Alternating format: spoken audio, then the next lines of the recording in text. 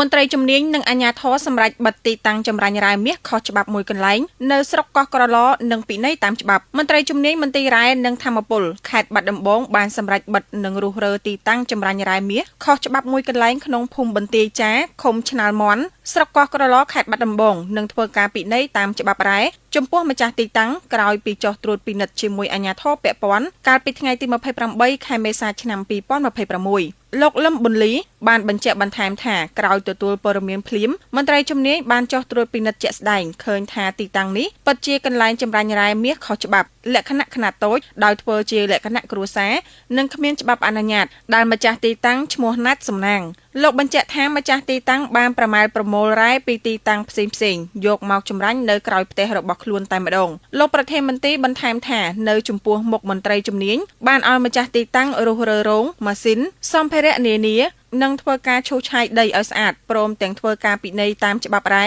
ចំពោះម្ចាស់ទីតាំងនេះនិងលែងឲ្យបន្តធ្វើការចម្រាញ់រ៉ែដោយខុសច្បាប់ទៀតការចុះត្រួតពិនិត្យទីតាំងខាងលើនេះក្រោយមានការសំណូមពរពីប្រជាពលរដ្ឋដល់មន្ត្រីជំនាញនិងអាជ្ញាធរឲ្យចុះពិនិត្យទីតាំងខាងលើនេះដែលប្រជាពលរដ្ឋថាទីតាំងចម្រាញ់រ៉ែមាសនេះបានដំណើរការប៉ុន្មានខែមកហើយនិងបានបង្កជះក្លិនស្អុយខ្លាំងប៉ះពាល់ដល់សុខភាពប្រជាពលរដ្ឋនៅក្នុងភូមិចំពោះការជះក្លិនស្អុយពីទីតាំងចម្រាញ់រ៉ែមាសខាងលើនេះលោកលឹមប៊ុនលីប្រធានមន្ទីររ៉ែនិងធម្មពលបញ្ជាក់មកមន្ត្រីជំនាញបានចុះពិនិត្យស្រាវជ្រាវនិងសាកសួរប្រជាពលរដ្ឋជុំវិញភូមិបន្ទាយចាតាំងពីព្រឹករហូតដល់យប់រោគមិនឃើញមានកន្លែងអាងត្រាំរ៉ែលាយគីមីដែលជះក្លិនបង្កឲ្យប៉ះពាល់ដល់សុខភាពប្រជាពលរដ្ឋនោះទេទោះបីជាយ៉ាងណាមន្ត្រីជំនាញនៅតែបន្តស្រាវជ្រាវនិងតាមដានបន្ថែមទៀត